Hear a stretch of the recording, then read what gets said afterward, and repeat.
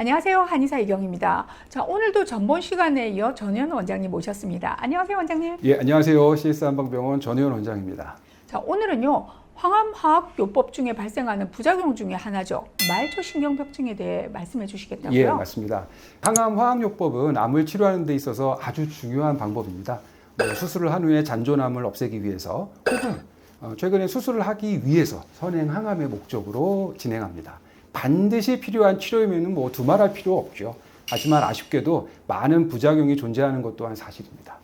항암화학요법을 시행하게 되면 초기에는 이제 주로 위장관에 염증이 생겨서 오심, 울렁대거나 구토, 토하거나 설사, 변비 등이 자주 발생을 하고요. 탈모, 피부의 이상, 백혈구 감소증 등이 생길 수 있죠. 그리고 어느 정도 항암 치료가 진행되면서 자주 생기는 부작용이 바로 오늘 말씀드리려고 하는 말초신경병증입니다.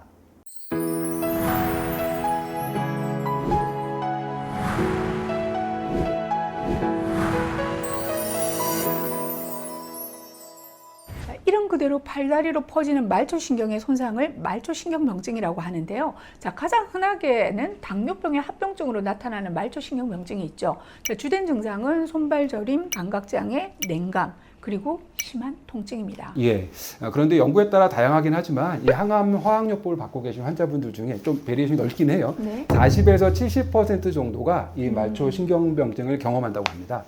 이러한 말초신경병증의 불편감을 항암제 유도 말초신경병증, 케모세라피 인듀스드 페리페럴 뉴로패시라고 해서 CIPN이라고 하는데요. 짧게는 수개월, 길게는 여러 해 동안, 오랫동안 고통받으시는 경우가 많고요. 심한 경우는 회복되지 않고 후유증으로 남는 경우도 있는 대표적인 항암 부작용입니다. 특히 그 중에서는 이제 탁센 계열 항암제, 즉 파크리탁셀이나 도세탁셀 이런 것들과 백금, 플라틴 계열이죠. 백금 계열 항암제인 시스플라틴, 카보플라틴, 옥살리플라틴 이런 것들을 사용할 때 특히 이 말초신경병증이 잘 생기는 경향을 보인다고 알려져 있는데요. 이 항암제들은 많이 아시는 것처럼 세포 독성 항암제입니다. 아직도 유방암을 포함한 많은 암에 정말 많이 사용되고 있는 항암제라는 것은 잘 알고 계실 거예요. 비록 항암화학요법이 암을 이겨내기 위한 필수적인 선택이긴 하지만 말초신경병증의 고통은 환자분들을 매우 힘들게 하는 부작용입니다. 자, 멀리 가지 않더라도 항암 후에 저희 병원에 입원하시는 환자분들 중 많은 분들이 이 통증 때문에 고통받고 계세요. 자, 왜 이런 통증이 발생하는지도 좀 설명해 주세요. 이 항암제 유도 말초신경염, 즉 CRPN은 암이 신경 조직을 직접 침범해서 신경을 압박해서 생기는 통증이나 뼈 전이가 돼서 생기는 그런 암성 통증과는 다소 다른 통증입니다. 발생 원인은 사용되는 항암제가 무엇이냐에 따라서 다소 차이는 있습니다만 주로 말초신경의 탈수초에 의한 것으로 여겨지고 있습니다. 즉 항암제를 지속적으로 투여해서 그 독성 효과가 몸에 쌓이다 보면은 신경 축삭을 감싸고 있는 수초가 손상이 되는데요. 그것 때문에 말초신경 조직이 파괴되거나 신경세포의 변성이 일어나서 신경변증이 생기는 거죠. 당연히 항암제 투여가 지속될수록 증상은 점점 더 심해지는 경향을 보이고요. 양쪽 손과 발의 끝부위에서 시작해서 약간씩 올라옵니다. 손목 및 발목까지 올라가는 형태를 보이죠. 주로 운동신경보다는 감각신경에 이상을 유발하는 경우가 많습니다. 네, 통증 자체도 문제지만 해결이 어려운 이유는 암 치료에 꼭 필요한 항암제가 바로 이 말초신경병증의 원인이란 바로 그 점이죠. 자, 암 환자분들에게 직접적인 고통을 주는 장본인이지만 특별한 예방 방법도 없고 그렇다고 무조건 항암제 사용을 중단할 수도 없잖아요. 예, 그 부분이 정말 어렵고 또 환자분들은 괴로워하는 부분이죠. 말초신경병증이 발생하게 되면 스스로 손상을 복구하는 말초신경의 자생력을 기다리는 것밖에 없습니다. 현실적으로. 통증이 너무 심한 경우라면 항암제의 투여를 중단하거나 용량을 감소하거나 혹은 투여 일정을 좀 변경하거나 아니면 아예 항암제를 변경하는 그런 방식밖에는 아직까지 별다른 치료법이 없는 실정입니다. 결론적으로는 특별한 방법이 현재까지 거의 없다고 봐야 되는 상황이고요. 그러다 보니까 여러 가지 다양한 치료법들이 연구되고 있는데 현재 이 CIPN을 완화하기 위해서 제시되고 있는 치료법들로는 마사지, 아니면 운동요법, 심리요법 같은 비약물적 방법하고 항우울제 및 항경련제 등의 약물 치료가 있습니다.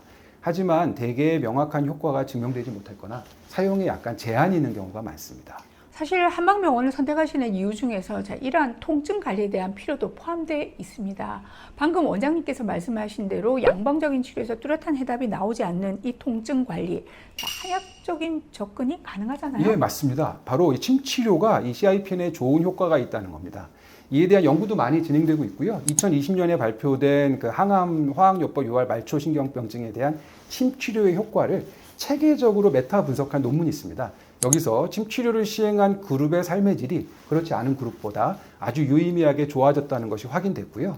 2021년에 발표된 한의 표준 임상 진료 지침에서도 항암 화학요법에 의해서 유발된 말초 신경병증 환자에게는 침 치료, 약침 치료, 그리고 한약 치료를 시행하는 것이 권고되고 있습니다. 말씀하신 대로 뭐 꼭 논문이나 진료 지침을 근거로 들지 않더라도 이 말초신경병증에 대한 침치료 효과는 이미 임상 현장에서 직접 경험하고 있는데요. 자, 항암 치료로 인한 말초신경병증이 환자분들에게 손과 발 쪽에 침 또는 전침 치료, 그리고 침 치료를 두려워하시는 경우라면 분구침 치료를 시행하게 되죠. 그러면 손과 발의 저린 느낌과 통증이 감소하는 것을 너무나도 우리는 많이 경험하고 맞습니다. 있죠. 방금 전에도 하고 왔는데요. 네. 사실 암 환자분들이 침 치료 받으시는 것을 그리 선호하지는 않으십니다. 그런데 말초신경병증으로 인한 통증이 침 치료로 호전되는 걸 경험하신 암 환자분들은 오히려 적극적으로 침 치료를 선호하시기도 했습니다. 또한 그 침치료와 함께 아까 언급해드린 마사지, 운동요법, 특히 저희 CS 한방병원의 자랑이죠. 이 도수재활 치료를 함께 병행하는 경우엔 참 어렵고 해결하기 쉽지 않은 게 분명하지만 이 CIPN의 증상을 완화시키는데 큰 도움이 된다는 걸 저희 직접 경험하고 있습니다. 어느 누구도 원해서 항암 화학요법을 선택하지는 않겠죠. 자, 암을 극복하기 위해 어쩔 수 없이 선택하는 치료법이지만 피치 못하게 발생할 수 있는 말초신경병증을 침치료로 완화시킬 수 있다는 점 다시 한번 강조드리면서 마무리하도록 하겠습니다. 감사합니다.